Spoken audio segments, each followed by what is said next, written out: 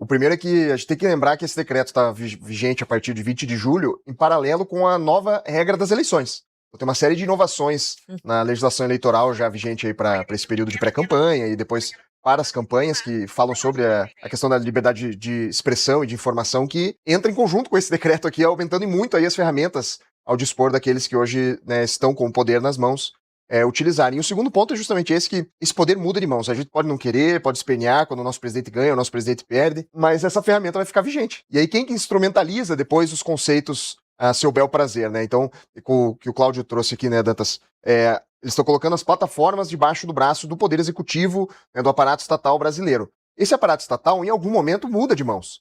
Né? Isso se espera numa democracia, nem que seja uma mudança sutil na ideologia do governante, muda de mãos. E a interpretação também muda. E aí o que acontece? As plataformas, para manterem aí a possibilidade de operar, né, um modelo de negócio que dê retorno financeiro para elas acabam tendo que se submeter daí a outro ideário. E aquilo que era proibido volta a ser permitido. Então é muito grave isso, e a gente tem que lembrar também que no artigo 16N, eu até mandei aqui para a produção, né, para o Cláudio, ele é um artigo desse decreto em particular que cita a Advocacia Geral da União. Ele coloca, primeiro, né, antes disso, uma série de obrigações das plataformas que quase é um regime de responsabilidade objetiva, ou seja, você, independente do dolo, né, ou do esforço que você fez para aquilo não ser veiculado, você é responsável por aquilo, chega perto disso, não é formalmente uma responsabilidade objetiva, mas nesse artigo 16N ele coloca o seguinte, que é a responsabilidade das plataformas pelo conteúdo gerado por terceiros que constitua publicidade enganosa, abusiva ou fraudulenta. Então tá lá no Código de Defesa do Consumidor. Isso é uma virada de muitos anos, e do direito civil foi migrando para o direito do consumidor. As plataformas foram cada vez mais sendo vistas como provedoras de um serviço, ou seja, responsáveis imediatamente pelo que circula lá dentro, independente dela ter filtrado ou não, independente da pessoa estar usando ser maligna ou não, ou estar querendo fazer uma manipulação ou não, né? E aí o primeiro, né, dispositivo em seguida ali, essa notificação para dizer que, olha, aqui tem uma publicidade enganosa, abusiva ou fraudulenta.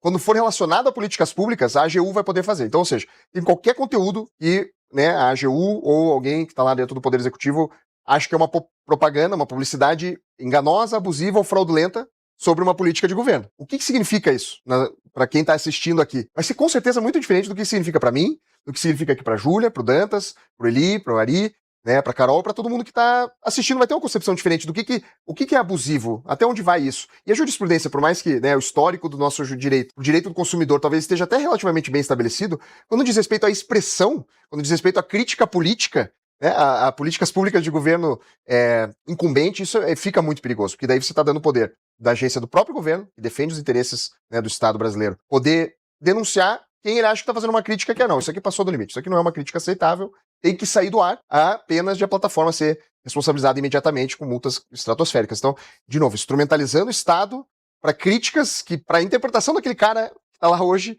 ele não gosta. O que acontece? Daqui a alguns meses teremos eleições, boa parte vai mudar do nosso governo, seja, né, ele inteiro ou não, mas de alguma medida isso se alterna, né, com o tempo, é de se esperar numa democracia minimamente saudável que isso aconteça, e aí fica na mão do próximo governante. Ficar com esse decreto na mão é saudável?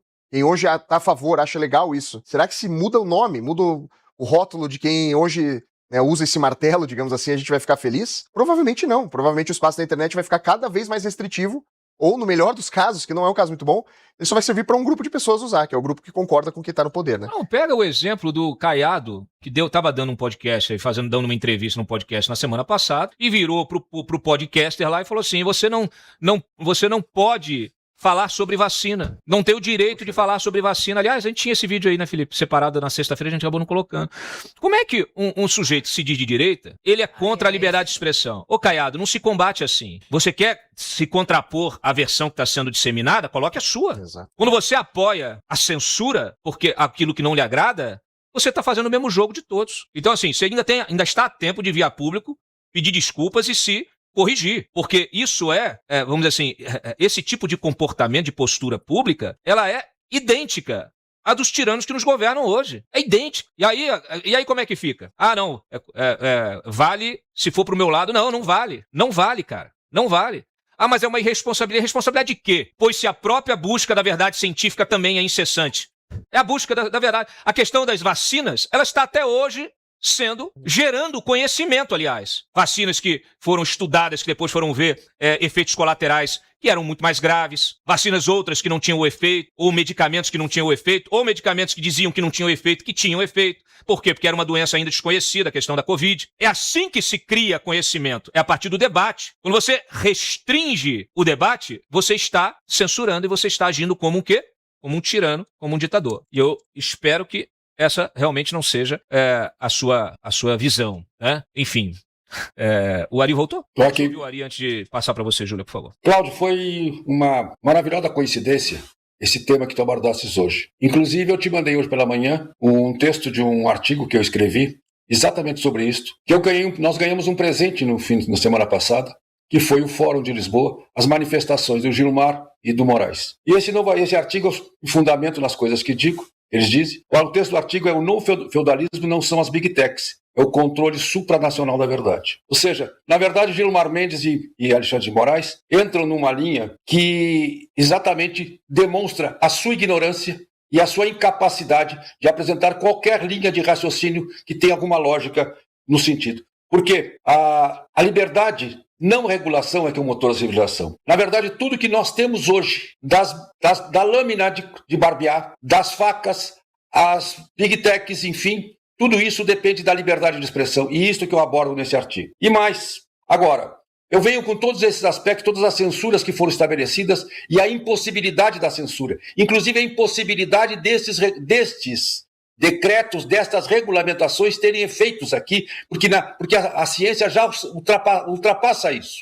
Hoje, as Big Tech já não dependem das regulações nacionais para pôr os seus produtos no ar. Enfim, tudo isso eu descrevo ali, mas o pior, na verdade, então, tem-se, de ponto de vista filosófico e ético, uma solução. Mas a questão maior é que está no final do artigo, onde eu digo o seguinte: a história nos ensina que esses muros sempre caem. A questão é quanto tempo e quanta liberdade perderemos até lá. O que nós temos que discutir é quanto tempo e quanta liberdade nós estamos perdendo por essas bobagens que essas pessoas estão dizendo e estão tentando implementar. O que nós estamos deixando de fazer? Que felicidade nós estamos deixando de ter? Quanto mal nós estamos fazendo às nossas populações? Esta é a urgência política. E esta urgência política que eu coloco, inclusive, em outro artigo que devo publicar amanhã. Mas esse artigo que eu te mandei, que está aí, eu trato dessa colocação do princípio ao fim. Eu venho desde Santo Agostinho a Stephen Pinker e Stephen Hawking.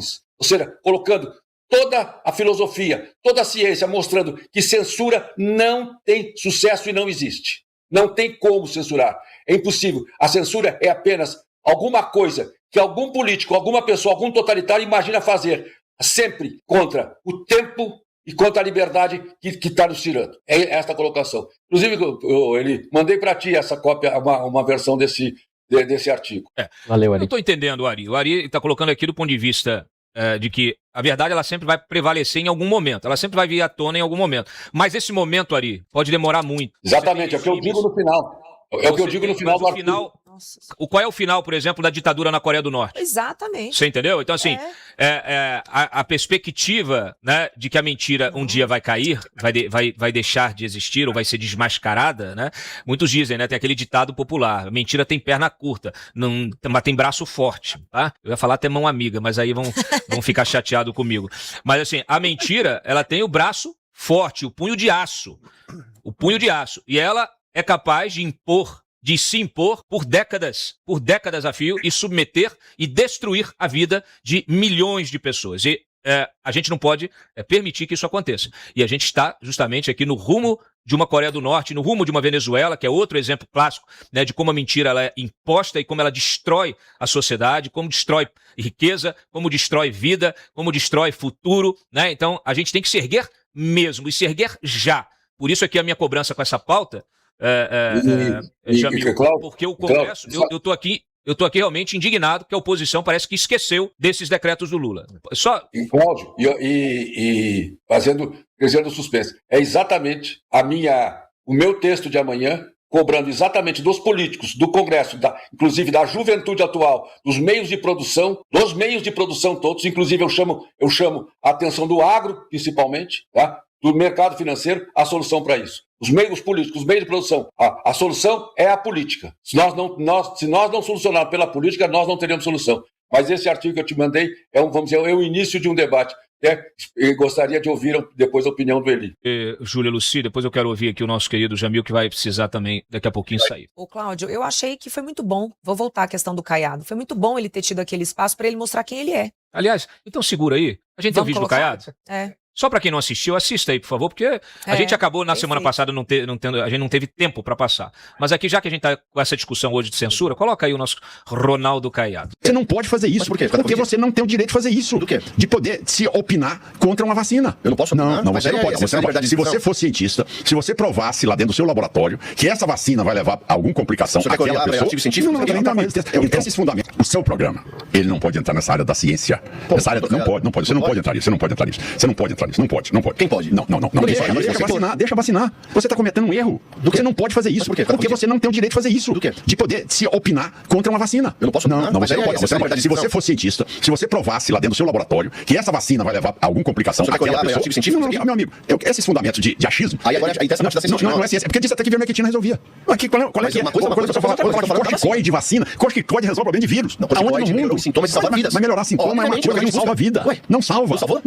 Não salva. Que bobagem é essa? O tratamento Você dá oxigênio pra pessoa, você dá corticoide pra pessoa, todo mundo sabe isso. Se você tá com artrite aí grave, amanhã te dá um corticoide, você melhora. Aquilo é temporário. Aqui não tem ação. Evita a pessoa morrer de uma inflamação crônica e aguda. Inflamação crônica. Claro que sim. Não tem isso não, tá certo? A virose, se ela não tiver ali por resistência própria da pessoa, os que salvaram que tiveram Covid, eu tive Covid. Então quem salvou foram as vacinas. Tá certo? As vacinas é que salvaram as vidas. Não foi tratamento. Mas, meu amigo, o tratamento é a vacina. O tratamento foi a vacina? Sim, lógico. Isso o senhor está dizendo que é ciência. Mas lógico que isso é ciência, Felipe. Agora deixa eu lhe fazer uma pergunta. Agora que pra mim é muito importante. Por que o senhor fala, por exemplo, porque beira quase, doutor, perdão, com todo respeito, beira quase uma ideia de cerceamento de liberdade de expressão. Por que o médico não pode se levantar, vou dar um exemplo, para questionar um bebê ser vacinado de uma hepatite que é transmitida sexualmente? Não é interessante? É só uma pergunta. Não, mas é uma pergunta. Aí perguntar é uma pergunta. Mas a pergunta é estranho. Não é que seja, é que nós temos que respeitar a nossa profissão. A profissão, ela tem que ter, tá certo? Esse é um juramento que nós temos. E nós temos que ser pessoas evoluídas no sentido de que quanto mais você dá cobertura vacinal a um jovem, você propõe a ele uma vida mais digna, uma vida que tenha capacidade cognitiva, capacidade física, que não tenha sequelas e tudo mais. Agora, tudo isso, Felipe, isso não é no achismo de A ou de B. Isso são teses que nós levantamos, tá certo? Para que esse quadro seja incluído num processo de proteção ao ser humano, independente de coisa, independente de posição ideológica, se ele é de direita ou se ele é de esquerda. Então, se é de direita, não vacina, se é de esquerda, vacina. Não, pelo amor de Deus, isso é ciência. A ciência está acima de problema ideológico e político. Você não pode levar para palanque esse tipo de conversa. Você não pode levar para o microfone esse tipo de conversa, porque quando você fala para uma criança, para a mãe, não vacinar, porque senão ela não vai ter acesso à creche, a Secretaria de Saúde aqui em São Paulo está certa. Ela está impondo condições de saúde para aquela criança que não seja uma sequelada amanhã. Da vacina do Covid. Todas as vacinas. Todas as vacinas não estão questionando as vacinas. Mas esse negócio, apenas da Covid. Mas veja bem, se ela não existisse, se ela tivesse alguma incapacidade, ela estaria até hoje sendo produzida? Cara, ela só existe hoje porque ela dá resultado. Bom, é esse tipo de raciocínio que é o mesmo da turma do judiciário que fala assim, a verdade jurídica está acima de todas as outras. A verdade científica está acima de todas as outras. Não está. Toda verdade é uma construção. A científica ainda mais. Aliás, Caiado, você como médico deveria saber que você só consegue encontrar uma verdade científica a partir de tese, antitese e todo o debate que é produzido pela comunidade científica no mundo inteiro. Então, contrapor uma suposta verdade científica é fundamental para o desenvolvimento da ciência, cara. Eu quero saber como estão os seus eleitores agora, Júlia Luci. Perfeito. É para isso que tem que existir espaços para as pessoas falarem o que elas pensam, porque aí ele deixou claríssimo. Na opinião dele, um cidadão, ele não tem o direito, olha que loucura, um cidadão não tem o direito de discutir sobre vacina, mas é no corpo dele que o medicamento vai ser inoculado. Exatamente. E depois, para piorar a situação, ele ou para mim, ele ou é muito ingênuo, ou ele é muito maldoso, quando ele diz que se o medicamento não surte efeito, ele não. Por que ele continuaria a ser produzido? Olha, Caiado, porque existe uma indústria multibilionária no mundo inteiro que desenvolve uma série de medicamentos para exatamente colocar o máximo possível no corpo do ser humano. E já existe dentro da medicina, talvez o senhor está afastado há muitos anos já de um consultório, mas já existe dentro da medicina um segmento que estuda exatamente isso. O excesso de vacinas que as pessoas estão tomando, que nós estamos tomando desde que nascemos, inclusive a vacina de hepatite B. A vacina de hepatite B, que é uma doença transmitida sexualmente, é colocado no bebezinho assim que ele nasce aqui no Brasil. Faz sentido? Você pegar um corpinho humano que tá ali tentando entender o mundo, a lidar com todo micróbio, você já coloca um vírus ali para uma doença que só vai surgir quando começar a vida sexual. E eu tenho certeza que muitos pais nem sabem disso aqui no Brasil. Simplesmente o bebê nasce, ele já está sendo ali, ó, inoculado com a vacina. Então é bastante óbvio que sim, que nós temos o direito de decidir o medicamento que vamos tomar, em que momento, e especialmente sobre os nossos filhos. Porque hoje o Brasil é o único país que está obrigando a criança a tomar vacina de Covid. Será que a gente, como família, não pode discutir isso? Então, para mim, Cláudia, eu adorei esse podcast. Acho que a máscara do Caiado caiu. Para muita gente que estava colocando o Caiado como uma alternativa para a direita, ele não é de direita coisa nenhuma. O estado dele tem ótimos resultados de segurança pública, isso aí a gente reconhece, palmas para ele. Mas se você não é capaz de reconhecer a liberdade individual, os direitos naturais, e um deles é exatamente a liberdade de expressão, você não é de direita, Caiado. E pior, você não representa a direita e não é uma alternativa. Você não é um democrata, Caiado, tá certo? É bom que se diga. Aliás, o Reich, o terceiro Reich, vocês sabiam que a verdade do terceiro Reich, o terceiro Reich se fundamentava em 2 pilares. A ciência era um deles, a pseudociência, o mito da raça superior. Isso. A hierarquia racial dividia o ser humano em hierarquias raciais. Isso era uma verdade científica. E a outra era mentira, a propaganda. Que coincidência, Jamil. E é bem engraçado, o Eli depois pode entrar em mais detalhes, talvez ele tenha mais fácil a consulta. A gente opinou recentemente numa audiência pública sobre um projeto de lei, acho que é resquício da época da pandemia do Covid, que pretendia justamente criminalizar alguns tipos de questionamentos sobre vacinas, e foi bastante esvaziada a audiência pública, pelo que eu entendi, é um projeto de lei que não tem muita chance assim, de avançar, mas é um risco premente, vide, né, a opinião aí de alguns dos candidatos que a gente tem. Então, é realmente muito arriscado. E o jeito que se faz isso, claro que nesse debate fica bem explícito, poxa, você não tem o direito de debater esse assunto, choca muito as pessoas, estão acostumadas com a linguagem de direitos, né? De, poxa, eu não tenho o direito de falar sobre certos temas.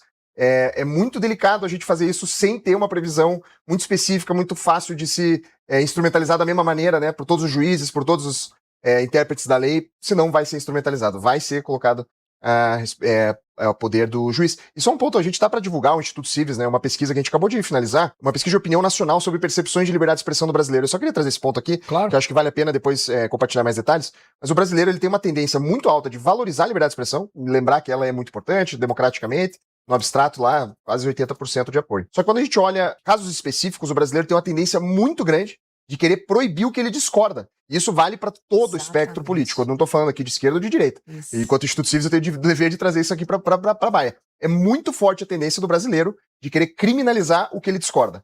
A gente tem que resistir a essa tendência. Não, olha Isso é só, muito legal. chega a ser curioso, Isso é bem legal. é engraçado, né? Porque assim, essa mesma turma aí que fala assim, quem não concorda com o negócio é negacionista. São os negacionistas da biologia, Júlia Lucy. Né? É a turma woke que diz que o trans, né, que o travesti é mulher. Quer dizer, que é negacionismo mais básico, mais fundamental do que o biológico? A pessoa ela pode achar que ela é o que ela quiser, mas ela não pode impor a sua visão de mundo. Eu sei lá os traumas que ela tem, né? Aquilo que ela passou, quem a criou, eu não sei. Agora, não venha interferir no meu... Agora mesmo tá caindo toda essa vagabundagem retórica que chegou ao ápice nas Olimpíadas, e agora o pessoal tá revendo isso tudo, porque você colocar um homem biológico porque se acha mulher, para poder boxear com uma mulher, ou correr com uma mulher, é uma estupidez absoluta. É o nível de estupidez, aliás, que a nossa humanidade chegou. Nós chegamos num nível de estupidez extremo. Pela falta de debate, inclusive. É óbvio. Né? Não, e que coisa, olha, já Pela virou falta até de piada, debate. virou meme, esse negócio de ciência, como se o Deus é a ciência. A gente já passou dessa fase. Hoje em dia mesmo você tem quantos influenciadores aí, o cara fala assim, hoje sai um estudo dizendo café dá câncer. Aí sai outro estudo dizendo, não, o café, ele evita o câncer. O chocolate você não pode comer, porque não sei. Cada comida, cada bebida, uma hora descobrem que faz mal. E que o outro não sei o quê. Aí o pessoal começa a fazer meme disso. Você não pode comer mais nada, você não pode mais beber mais nada. Aí quando você vai olhar, sempre tem uma grande farmacêutica financiando determinado estudo, publicando em determinada publicação, porque ela tem lá um interesse comercial naquilo. Aliás, pouca gente sabe. O lobby da indústria farmacêutica, ele é maior do que o lobby da indústria bélica. Isso são dados do Congresso americano, onde há o lobby oficial e registrado, tá? Isso só como elemento de debate para vocês entenderem a força do lobby científico em qualquer debate. Eli Vieira. Pois é, Cláudio, o Caiado ali, ele não está atacando só a liberdade de expressão. Além dela, ele está atacando a própria noção de ciência, né? Quem responde o que é ciência não é a ciência. A ciência responde problemas empíricos do mundo perceptível. Quem responde que é ciência é a filosofia.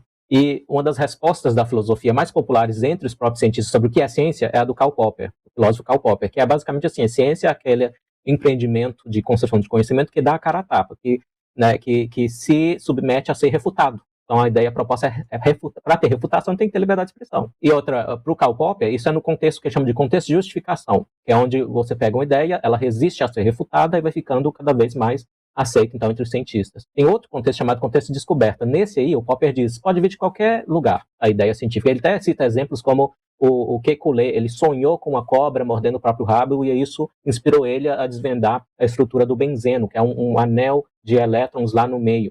Então, o contexto de descoberta pode vir de qualquer lugar, ou seja, mais importância ainda para a liberdade de expressão. Então, até qualquer ideia que se pode propor, se resistir à refutação, vira científica. Esse é o contexto, né? Essa é a perspectiva do Popper. Eu acho o Popper um pouco radical demais, porque ele não aceita confirmação. Para ele só existe refutação. E eu traduzi um livro inteiro de filosofia da ciência, vou mostrar para vocês. É este aqui, da Susan Haack, a minha amiga filósofa. Ela é britânica, lecionava na Universidade de Miami, ela faleceu há poucas semanas.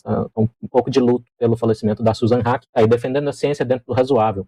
O que a Susan Haack, ela mostra que essa ideia do Popper, ela tem problemas, embora ela seja útil também, mas ela acha, basicamente, para resumir muito a ideia do livro, que a ciência ela é o braço longo do senso comum, ou seja, a raiz da ciência é o senso comum, ela não é senso comum, mas ela parte do senso comum.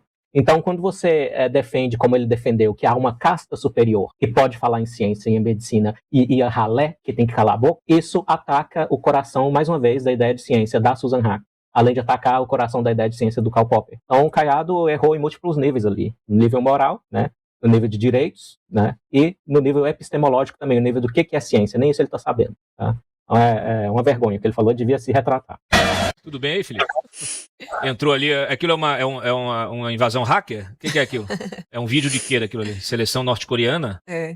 Com certeza aí. É algum hacker tentando interferir no debate aqui.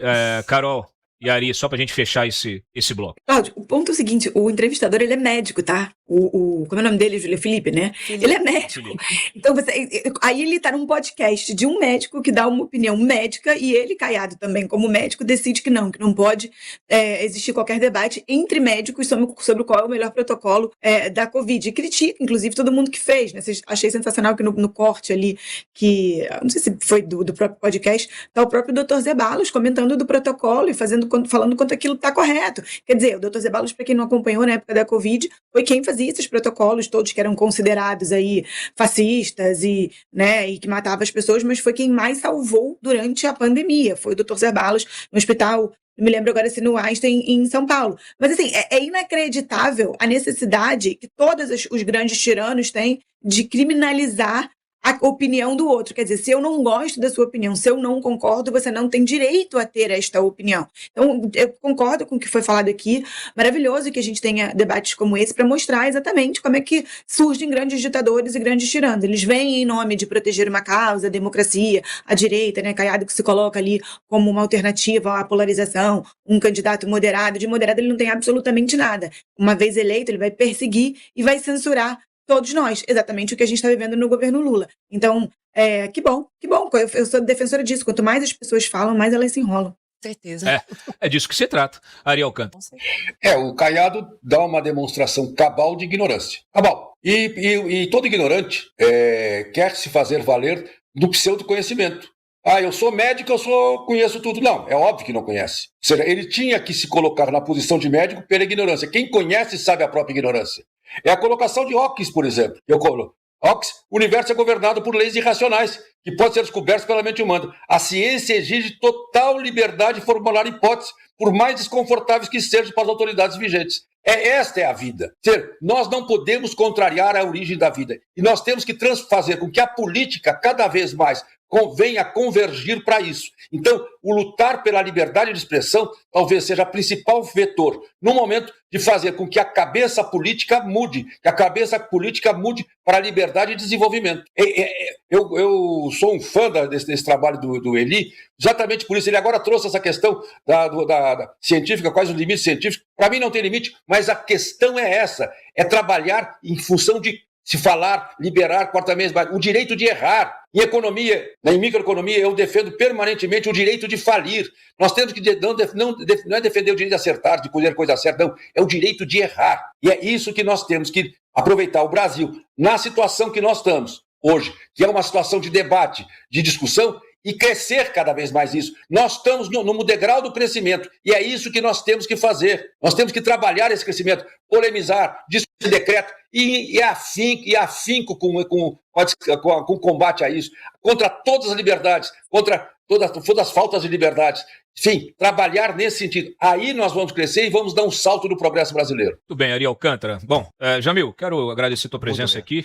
Você me trouxe um livro que é o Democracia em Modo Suspenso, Exceção Judicial, Ritos Preservados e Direitos Relativizados no Brasil. Aqui, ó, tá? Recomendo a todos. Se quiser fazer aí um merchan do teu livro, fica à vontade. Não, muito brevemente, mas é um livro que acabou de ser lançado, em que a gente discute um pouco sobre a situação do que a gente chama de um estado de exceção informal não declarado para o Brasil, né? Então a gente tem pessoas e grupos políticos que não são submetidos, digamos, ao mesmo tratamento de direitos, de ritos judiciais adequados e por aí vai, tanto do lado positivo, ou seja, ganham regalias, ganham privilégios, quanto do lado negativo, né? São negados direitos, são atropelados. E que a gente debate um pouco sobre os autores que nos ajudam a entender um pouco essa situação do Brasil, sem necessariamente entrar numa polarização simplista da questão, porque deixa de ser, nesse caso, né, um debate sobre esquerda e direita. Ele se torna um debate sobre quem tem direitos, quem pode ou não, né, estar submetido às leis e às regras. E eu agradeço de novo o convite, Cláudio, porque o momento... A fala do Ari, acho que também ajuda muito, que essa ideia da liberdade de expressão. Ela parece ser hoje o direito mais importante da gente estudar, da gente entender, da gente fazer com que as pessoas discutam sobre ele, porque eu reforço, os dados que nós temos da opinião pública do brasileiro, em média, é de que a liberdade de expressão ela não é aceitável. A discordância, ela deve ser proibida. Isso é uma tendência que está aumentando e que a gente tem que tomar cuidado. A gente tem que voltar a uma cultura, por mais prosaico que pareça, ou talvez utópico que pareça, uma cultura que sempre tivemos. Que é a cultura do convívio, a cultura do pluralismo, o civismo e, por fim, o dissenso. Não dá para discordar se não for numa democracia. Só dá para você tentar passar regras absurdas, né? Falar besteira, tentar censurar o outro numa democracia. Se fosse autoritário, a gente nem ia estar vendo tudo isso. Então a gente tem que reforçar a importância de estudar esse direito à liberdade de expressão, entender até onde ele vai e fazer com que as pessoas entrem em conversa sobre isso. Por mais desconfortável que seja, agora é a hora para a gente não perder isso com qualquer que seja o nosso próximo governante. Só vou discordar de você aqui, finalmente, num ponto que você trouxe, que nós não sempre tivemos, não. Na verdade, nós pouco tivemos, né? A liberdade de expressão no Brasil, ela é rara. Então, assim, muitas vezes as pessoas que cresceram num ambiente supostamente democrático acham que nascem com o direito de falar o que quiserem, de promover o debate, acham que a democracia é inerente à raça humana, não é. Perfeito. Não é, porque a disputa de poder e a imposição de uma visão, né, de determinados grupos, ela é da natureza humana, né? O corromper também é da natureza humana. O que a gente tem que fazer é justamente se afastar daquilo que nos torna animais do ponto de vista dessa selva que a gente vive, que é a lei do mais forte, né? E se afastar disso buscando o quê? Buscando a civilização.